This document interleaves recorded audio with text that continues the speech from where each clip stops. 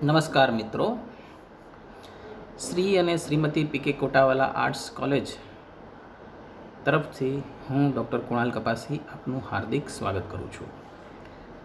આજે આપણે પ્રાકૃત વ્યાકરણ અંતર્ગત અસંયુક્ત વ્યંજનોના ધ્વનિ પરિવર્તન વિશે જાણીશું. પ્રાકૃત વ્યાકરણ હેમચંદ્રાચાર્યએ સિદ્ધહેમ શબ્દાનુશાસનના 8મા અધ્યાયમાં આપેલું છે અને તેના આધારે અસંયુક્ત વ્યંજનોના ધ્વનિ પરિવર્તન આપણે આજે કરીશું. પ્રાકૃત ભાષા આપણને ખબર જ છે, પ્રાચીન ભારતની ભાષા છે અને તેનો સમય ઈસવીસન પૂર્વે 5મી સદીથી ઈસવીસનની 18મી સદીનો ગણાય છે. જૈન ધર્મ અને બૌદ્ધ ધર્મના ધર્મગ્રંથો પ્રાકૃત ભાષામાં જોવા મળે છે. પ્રાકૃત વર્ણમાલા સામે દેખાય છે આપણને, જેમાં સ્વરમાલામાં સ્વરો, પ્રાકૃતમાં કુલ 8 સ્વરો જોવા મળે છે, જેમ કે અ, આ, ઈ, ઓ, એ અને ઓ. તે જ રીતે વ્યંજનોમાં પણ ક, ખ, ગ, ઘ, ગ, ચ, છ, જ, ઝ, ય, ટ, ઠ, ડ, ઢ, ત, થ, દ, ધ, ન, પ, ફ, બ, ભ, મ, ય, ર, લ, વ, શ અને હ. ગુજરાતીમાં, હિન્દીમાં દરેકમાં વર્ણમાલા આવે છે. આધુનિક ભાષા હિન્દી અને ગુજરાતીમાં સંસ્કૃતના આધારે વર્ણમાલા જોવા મળે છે. તેમાં જેમ સંસ્કૃતમાં 3 પ્રકારના શ જોવા મળે છે, તાલવ્ય, મૂર્ધન્ય અને દંત્ય. તેમાંથી પ્રાકૃતમાં માત્ર એક દંત્ય સ જોવા મળે છે. એટલે કે સંસ્કૃતના શબ્દોમાં જ્યાં જ્યાં પણ તાલવ્ય શ અથવા તો મૂર્ધન્ય શ હોય તેનો દંત્ય શ થાય છે. શિક્ષણનું પ્રમાણ અંગ્રેજોના સમયમાં વધ્યું અને તેના કારણે ભાષા શુદ્ધિ પણ વધારે જોવા મળતી હતી અને તેના આધારે ગુજરાતી અને હિન્દી એના તેમજ મરાઠી અને બીજી પણ ભાષાઓની વર્ણમાલાઓ તૈયાર થઈ. જેમાં ગુજરાતીમાં પણ આપણે ક, ખ, ગ, ઘ, ચ, છ, જ, ઝ, ટ, ઠ, ડ, ઢ, ણ, ત, થ, દ, ધ, ન, પ, ફ, બ, ભ, મ, ય, ર, લ, વ, શ, ષ, હ, ળ, ક્ષ, જ્ઞ.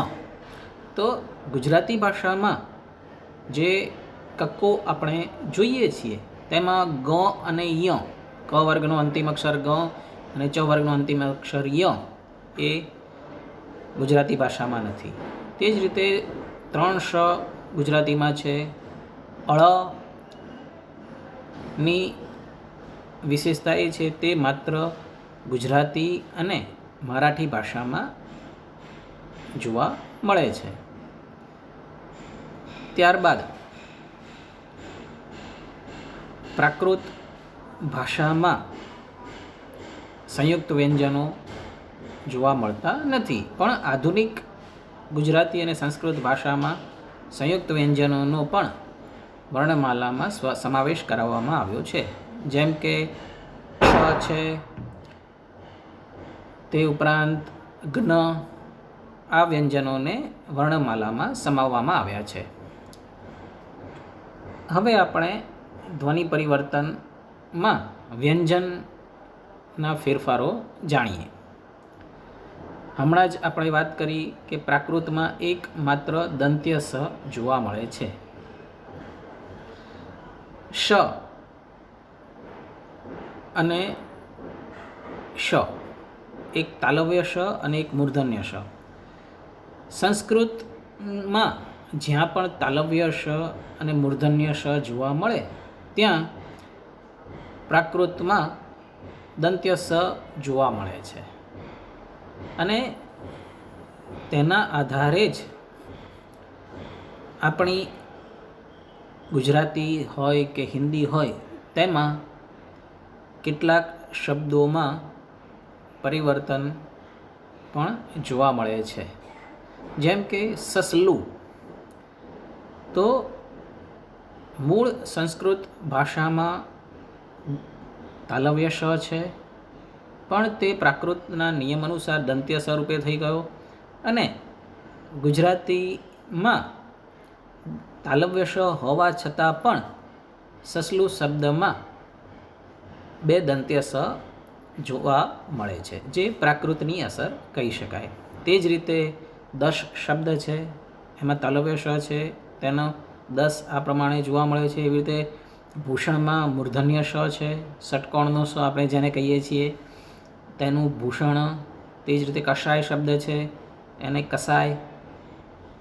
ત્યારબાદ મહત્ત્વનો નિયમ પ્રારંભિક યનો જ પ્રાકૃતમાં જોવા મળે છે. આ નિયમના ઘણા બધા ઉદાહરણો આજે પણ આપણા વ્યવહારમાં જોવા મળે છે, સામે દેખાય જ છે આપણને. જેમ કે યોગી શબ્દ છે, તેમાં આદિમાં જે ય છે તેનો જ કરવાથી જોગી આવો શબ્દ જોવા મળે છે. આવા બીજા પણ શબ્દો છે, જોગ, એવી રીતે સંજોગ. આ બધામાં પણ પ્રાકૃતના આ નિયમની અસર જોવા મળે છે. ત્યારબાદ યમ, સંસ્કૃતમાં શબ્દ છે યમ, અને તેનું પ્રાકૃતમાં જમ થાય છે, અને ગુજરાતીમાં પણ તેનો પ્રયોગ જોવા મળે છે. એ જ રીતે યુવાન શબ્દ છે, તો તેનું પ્રાકૃત હશે જુવાન, અને ગુજરાતીમાં પણ જુવાન શબ્દ જોવા મળે છે. બીજી ભાષાઓમાં પણ આ શબ્દ જોવા મળે છે. આ ઉપરાંત યાત્રા શબ્દ છે, તેનું જાત્રા. યોકા શબ્દ છે, એનું જુવા કરીને જુ, જે માથામાં થાય છે. અનેક શબ્દોમાં કે જેમાં આદિમાં ય હોય તો તેમાં જ નો ફેરફાર જોવા મળે છે. તે ઉપરાંત પ્રાકૃતમાં ન વ્યંજન છે, પરંતુ સંસ્કૃતમાં જ્યાં પણ ન જોવા મળે ત્યાં નનો અણ થાય છે, અને જો આદિમાં હોય તો નનો અણ વિકલ્પે થાય છે, એમ વ્યાકરણમાં જણાવાયું છે. આપણે જોઈએ નયન શબ્દ છે, અને એના ઉપરથી નયણ પ્રાકૃતમાં થશે. એવી રીતે વેદના શબ્દ છે, તો વેયણા. નગર શબ્દ છે, તો નયર અને નગર, નયર બંને પ્રયોગ પ્રાપ્ત થાય છે. ક્યારેક પ્રાકૃતમાં સનો હ જોવા મળે છે. આજે પણ આપણે ગ્રામ્ય ભાષામાં જોવા જઈએ તો ત્યાં આગળ જે શાકવાળા છે કે બીજા પણ છે જે ઓછું ભણેલા છે, તેઓ પણ પ્રયોગમાં આ શબ્દનો પ્રયોગ કરે છે. જેમ કે કોઈક પૂછે કેટલા રૂપિયા થયા, તો સીધો જવાબ મળે 10 રૂપિયા. તો 10 રૂપિયા જે આ પરિવર્તન છે એમાં પ્રાકૃતનો નિયમ લાગુ પડેલો છે. તે જ રીતે પાષાણ શબ્દ છે, તો પાષાણ એમાં મૂર્ધન્ય શ છે, તો એનો દંત્ય સ પ્રાકૃતના નિયમથી સ થશે, અને તેના ઉપરથી સ છે તેનો હ થશે, એટલે પાહાણ. પાહાણ શબ્દ પથ્થર માટે વપરાય છે. આ શબ્દ આજે પણ સૌરાષ્ટ્રમાં બોલાય છે, જેમાં હનો લોપ થઈ ગયો છે, હ સાયલન્ટ થઈ ગયો છે, એટલે કે પાણો. પાણો શબ્દ એ આજે પણ સૌરાષ્ટ્રમાં બોલાય છે.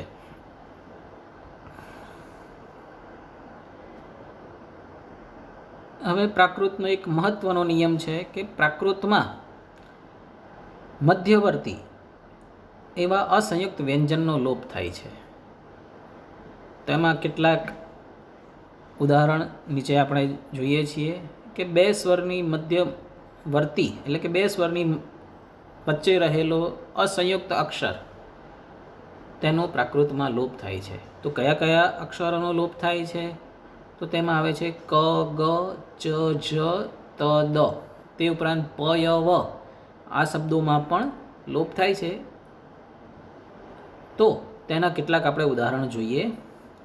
જેમ કે કનો લોપ થશે તો એની જગ્યાએ અ રહેશે, તનો ડ થશે એટલે મ, ડ, ય. જેના ઉપરથી શબ્દ આવ્યો મળું, મળદા માટે મળું આ શબ્દ જોવા મળે છે. એ જ રીતે જન ક શબ્દ છે તેમાં ક છે એનો લોપ થઈ ગયો છે. જે બાકી સ્વર અ રહ્યો છે તેને યશ્રુતિ થઈ છે. યશ્રુતિ એટલે કે શું? કે બે સ્વર વચ્ચે અસંયુક્ત વ્યંજનનો લોપ થયા પછી જો બાકીનો સ્વર અ કે આ હોય તો તેના સ્થાને ય કે યા કરી શકાય છે. તો અહીં પણ યશ્રુતિ થઈ છે. જણય તેવી રીતે કુંભકાર શબ્દ છે તો એમાં ક શબ્દનો લોપ થયો છે એટલે કુંભ આર આ પ્રમાણે થયું અને એના ઉપરથી શબ્દ આવ્યો કુંભાર. એ જ રીતે ચિત્રકાર શબ્દ છે એના ઉપરથી ચિત્ત આર થશે અને ત્યારબાદ શબ્દ આવ્યો ચિતારો. એવી રીતે લોહકાર શબ્દ છે તો એમાં પણ લુહાર.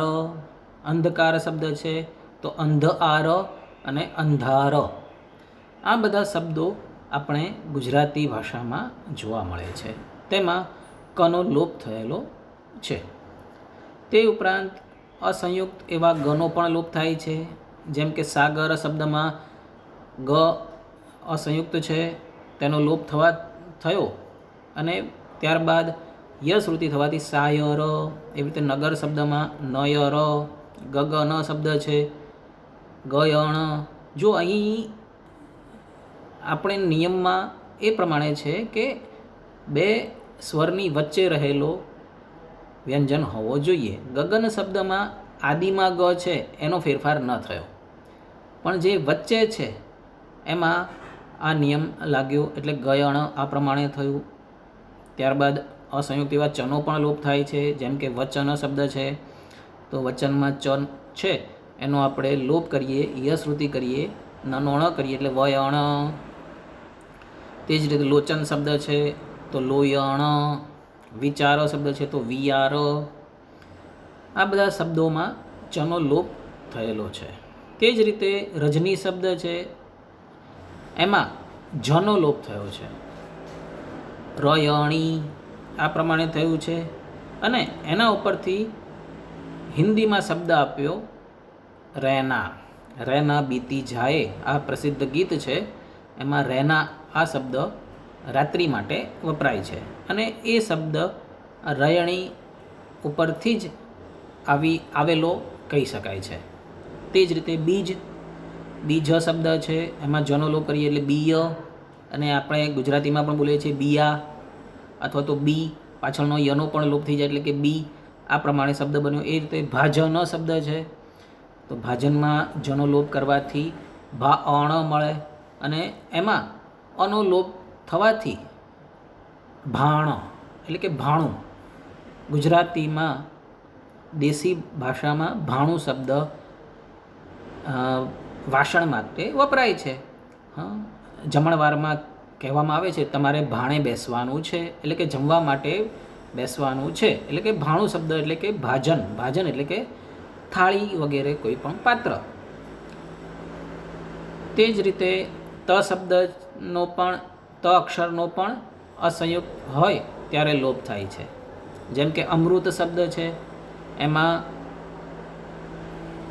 તનો લોપ થયો પછી મમાં જે રૂ હતો એનો અ થયો તો અમય શબ્દ બન્યો. આના ઉપરથી ગુજરાતી શબ્દ આવ્યો અમી એટલે કે અમૃત. ઘણી છોકરીઓનું નામ અમી હોય છે. તેના મૂળમાં અમૃત શબ્દ છે. ત્યારબાદ ઘૃત શબ્દ છે, તેમાં ત અસંયુક્ત છે, તો તનો લોપ થશે, ય શ્રુતિ થશે એટલે ઘય શબ્દ બનશે અને એના ઉપરથી આપણો શબ્દ આવ્યો ઘી. એ જ રીતે અક્ષત શબ્દ છે. અક્ષત, તેમાં ક્ષનો કખ થયો છે, તનો લોપ થયો, ય શ્રુતિ થઈ એટલે અક્ષય. અક્ષય શબ્દ બન્યો છે. અક્ષય અને એના ઉપરથી શબ્દ આવ્યો આખું. ગુજરાતી શબ્દ છે આખું. મારે આખું, આખી વસ્તુ જોઈએ છે. તો અહીં પણ અક્ષય, એમાં તનો ય થયો છે, યનો લોપ થયો એટલે આખું આ પ્રમાણેનો શબ્દ બન્યો છે. ત્યારબાદ અસંયુક્ત એવા દનો પણ લોપ થાય છે. જેમ કે પાદ શબ્દ છે, તો પાય. મધ્યકાલીન ગુજરાતી સાહિત્યમાં પાદનું પાય રૂપ આપણને પ્રાપ્ત થાય છે. તે જ રીતે મદન શબ્દ છે. મદન એટલે કે કામદેવ, અને બીજો અર્થ છે મીણ. તો અહીંયા પણ દનો લોપ થવાથી મયણ આ પ્રમાણે શબ્દ બનશે અને એના ઉપરથી જ મીણ શબ્દ આવેલો છે. તે ઉપરાંત મદન એટલે કામદેવ, અને કામદેવ એને સ્ત્રીલિંગ બનાવવાથી મયણા થાય, મદના થાય, અને તેમાં દનો લોપ થવાથી મયણા.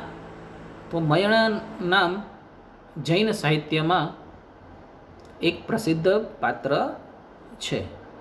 તે જ રીતે નદી શબ્દ છે, તેમાં પણ દ અસંયુક્ત છે, એની આગળ પાછળ સ્વર જોવા મળે છે. તો તેમાં પણ દનો લોપ થયો અને નઈ આ પ્રમાણે શબ્દ તૈયાર થયો. જે હમણાં જ આપણે વાત કરી યશ્રુતિ, પ્રાકૃત સાહિત્યમાં યશ્રુતિ જોવા મળે છે. એટલે કે બે સ્વરની મધ્યમાં જો અસંયુક્ત વ્યંજનનો લોપ થયો હોય અને બાકીનો જે સ્વર એનામાં જો અ કે આ હોય તો એના સ્થાને ય કે યા આ પ્રમાણે શ્રુતિ એટલે કે સંભળાય છે, તો એને યશ્રુતિ કહેવાય છે. જેમ કે લોચના શબ્દ છે, જો અહીંયા આપણે છૂટું પાડીને બતાવ્યું છે લ, ઓ, ચ, અ, ન, અ. હવે એમાં ચ અસંયુક્ત છે, ચનો લોપ થયો, પછી અ એકલો રહી ગયો. હવે અ એકલો રહ્યો તો એનું યશ્રુતિ થયું અને લોયણ આ પ્રમાણે શબ્દ બન્યો. એ જ રીતે રાજા શબ્દ છે, એમાં પણ જનો લોપ થયો, હવે બાકીનો સ્વર રહ્યો આ, તો એમાં યશ્રુતિ થઈ અને રાયા, અને એના ઉપરથી શબ્દ આવ્યો રાય. તો આ શબ્દ ઘણા ગુજરાતી નામોમાં જોવા મળે છે. રાયો. એ જ રીતે જો અ કે આ ન હોય તો યશ્રુતિ નથી પણ થતી. જેમ કે આદેશ શબ્દ છે, એમાં દમાં એ સ્વર છે, દનો લોપ થયો પછી એ રહ્યો, હવે અહીં યશ્રુતિ થશે નહીં. એટલે કે આ એશ, આ યશ્રુતિ પ્રાકૃતમાં મોટા ભાગે જોવા મળે છે. હવે બીજો મહત્વનો એક નિયમ છે કે પ્રાકૃતમાં મધ્યવર્તી એવા ખ, ઘ, થ, ધ, ભ આના સ્થાને હ થાય છે. જેમ કે મુખ, એમાં ખ છે, અસંયુક્ત છે, ખનો લોપ થયો, એ ખનો હ થયો અને તેથી શબ્દ પ્રાપ્ત થયો મુહ. મુહ શબ્દ હિન્દીમાં જોવા મળે છે અને એના ઉપરથી ગુજરાતીમાં આવ્યું મોં. એ જ રીતે સખી શબ્દ છે, તો સખીમાં ખ છે, ખનો હ થયો છે એટલે સહી શબ્દ બન્યો, અને એના ઉપરથી શબ્દ ગુજરાતીમાં પણ સહિયર આ પ્રમાણે જોવા મળે છે. એવી રીતે લેખ શબ્દ છે, ખ છે તો ખનો હ કરી દઈશું તો લેહ આ પ્રમાણે શબ્દ મળશે. એવી રીતે ઘનો પણ હ થાય છે, જેમ કે મેઘ તો મેહ આ પ્રમાણે થશે. અને આ શબ્દ ગુજરાતીમાં પણ આપણે જોઈએ છીએ. મેહુલો, મેહ વરસ્યો નથી, આવા પ્રયોગો સાંભળીએ છીએ. એવી રીતે લઘુ શબ્દ છે તો એની જગ્યામાં ઘનો હ થશે તો લહુ. ત્યારબાદ રઘુવર શબ્દ છે તો રઘુવર. આ પ્રયોગમાં ઘનો હ થયેલો છે. એવી રીતે માઘ માસ છે જેમાં ઘનો હ કરવાથી માહ આ પ્રમાણે થયો અને એ ગુજરાતી મહિનો મહા તરીકે આજે ઓળખાય છે. તે જ રીતે થનો પણ હ થાય છે. જેમ કે કથા શબ્દ છે, થનો હ થવાથી કહા આ પ્રમાણે શબ્દ થયો. હિન્દીમાં કહાની શબ્દ છે તેમાં મૂળ શબ્દ કથા નો ક છે, એના ઉપરથી કહાની આ પ્રમાણેનો શબ્દ હિન્દીમાં આવ્યો છે. તેવી રીતે ગાથા શબ્દ છે, થનો હ કરીશું ગાહા શબ્દ બનશે. રથ શબ્દ છે તેમાં પણ થનો હ કરીશું તો રહ આ પ્રમાણેનો પ્રયોગ મળશે. અસંયુક્ત એવા ધનો પણ હ થાય છે. જેમ કે બધિર શબ્દ છે, ધનો હ કરવાથી બહિર આ પ્રમાણેનો શબ્દ પ્રાપ્ત થશે. જેને ગુજરાતીમાં પણ આપણે કહીએ છીએ કે ભાઈ બહેરો છે, બહેરો આ પ્રમાણેનો શબ્દ ગુજરાતીમાં બોલાય છે. હિન્દીમાં પણ આ શબ્દ મળે છે. એવી રીતે વધુ શબ્દ છે તેમાં પણ ધનો હ થયો છે વહુ. તો વહુ શબ્દ ગુજરાતીમાં વહુ શબ્દ બોલાય છે. હિન્દીમાં વનો બ થઈ ગયો છે એટલે કે બહુ આ શબ્દ હિન્દીમાં જોવા મળે છે. તે જ રીતે સાધુ શબ્દ છે તો એમાં સાહુ આ પ્રમાણેનો પ્રયોગ પ્રાપ્ત થાય છે. તે જ રીતે જો અસંયુક્ત ભ હોય તેનો પણ હ થાય છે. જેમ કે સભા શબ્દ છે, સભામાં ભનો હ કરવાથી સહા આ પ્રમાણે થશે. તેવી રીતે સુરભી શબ્દ છે તો સુરહી. વલ્લભ એમાં મૂળ શબ્દ વલ્લભ છે. વલ્લભ શબ્દ એમાં ભનો હ થયેલો છે, વલ્લહ આ પ્રમાણે થયું અને ત્યારબાદ એમાં પરિવર્તન થતાં એટલે કે શબ્દો આગળ પાછળ થતાં વહાલો આ શબ્દ ગુજરાતીમાં આવ્યો છે. એટલે કે વહાલો શબ્દના મૂળમાં આ વલ્લભ શબ્દ રહેલો છે.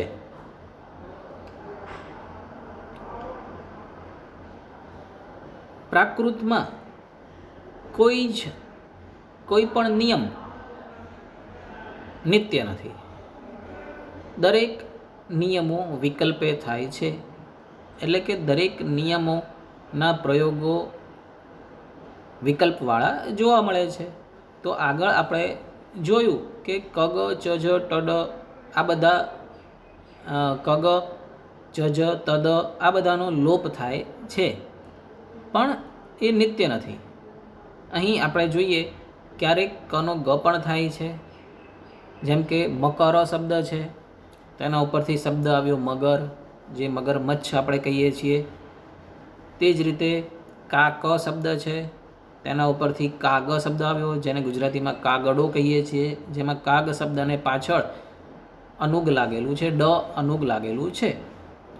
ત્યારબાદ ટનો ડ પણ થાય છે. જેમ કે ઘટ શબ્દ છે તેમાં ઘડ આ પ્રમાણે થશે ઘડો.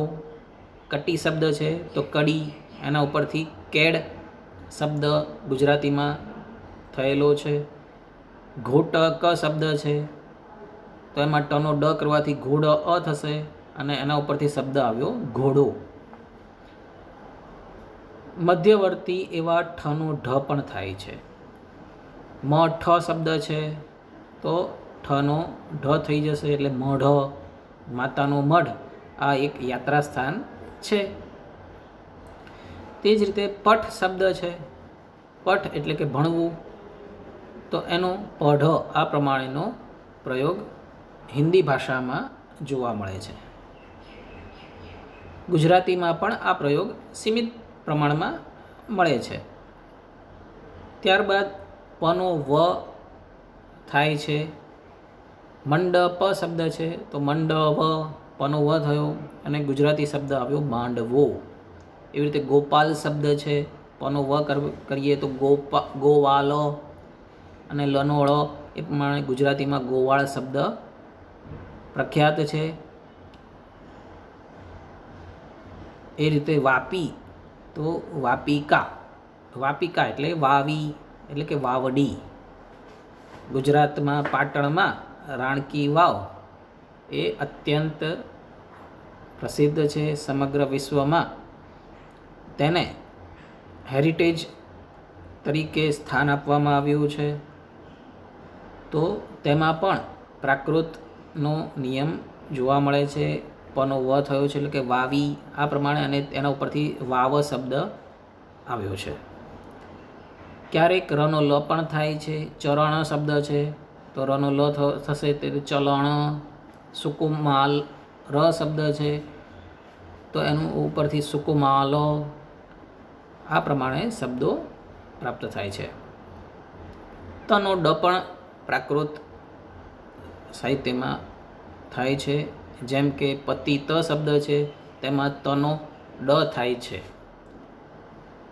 તો અહીં બે નિયમો લાગેલા છે. જુઓ, પહેલો ત છે એમાં તનો ડ થયો છે, જ્યારે બીજા ત છે એમાં તનો લોપ થયો છે અને એમાં યશ્રુતિ થઈ છે. એટલે કે આ શબ્દમાં બંને નિયમો લાગેલા છે. એવી રીતે મૃતક શબ્દ છે તો મળય, જેને ગુજરાતીમાં મળદું આ પ્રમાણે શબ્દ પ્રસિદ્ધ છે. આ પ્રમાણે મધ્યમ વર્તી વ્યંજનોનો પરિવર્તન જોવા મળે છે. આવા બીજા પણ અનેક પરિવર્તનો વ્યાકરણમાં હેમચંદ્રાચાર્યએ આપેલા છે. તે ઉપરાંત એક મુખ્ય વાત કે સંસ્કૃતમાં જે વ્યંજનાંત શબ્દો જોવા મળે છે કે અંતમાં માત્ર વ્યંજન હોય એવું પ્રાકૃતમાં નથી. એટલે સંસ્કૃતમાં જો અંત્ય વ્યંજન હોય તો તેનો પ્રાકૃતમાં લોપ થઈ જાય છે. જેમ કે જગત શબ્દ છે, સંસ્કૃતમાં જગત શબ્દ છે તો તનો લોપ થયો એટલે જગ શબ્દ બન્યો. અને ક્યારેક એવું પણ થાય છે કે ભાઈ જગત શબ્દમાં સ્વરનો આગમ થઈ ગયો એટલે જગત આ પ્રમાણે એ સ્વરાંત બની જશે. એટલે કે પ્રાકૃતમાં કોઈ પણ શબ્દ વ્યંજનાંત જોવા મળતો નથી. એવી રીતે મનસ શબ્દ છે એમાં સનો લોપ થઈ જવાથી મન શબ્દ મળે છે. એવી રીતે યાવત શબ્દ છે તનો લોપ જાવ આ પ્રમાણે થશે. અંતિમ જો મ હોય તો એનો અનુસ્વાર થાય છે.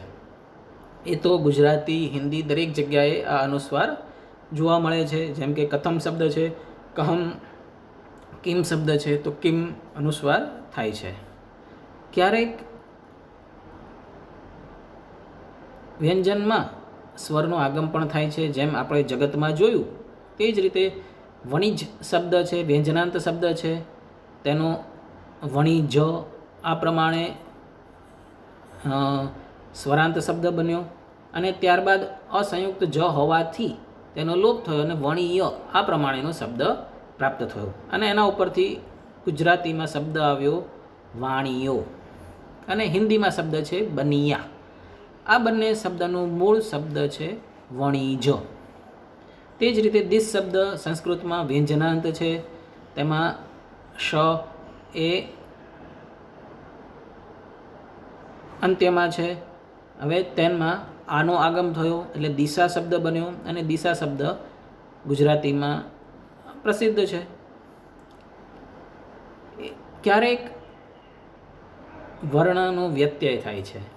વર્ણ આપણે સામાન્ય રીતે ક્યારેક બોલતા પણ આગળ પાછળ અક્ષરો થઈ જાય છે. તો આવું બોલવામાં ઘણીવાર જોવા મળે છે. જેમ કે ભેળસેળ આવો શબ્દ હોય તો શેળ ભેળ એવો પણ શબ્દ બોલે છે. ફેરફાર આ શબ્દ છે તો ફારફેર આવો શબ્દ પણ બોલાય છે. આ જ નિયમ પ્રાકૃતનો છે. તો ક્યારેક એમાં શબ્દો આગળ અક્ષરો શબ્દોના અક્ષરો આગળ પાછળ થાય છે. જેમ કે વારાણસી. વારાણસી મૂળ શબ્દ છે. એમ કહેવાય છે કે વારાણ અને અસી બે નદીની વચમાં જે શહેર આવ્યું છે તે વારાણસી છે.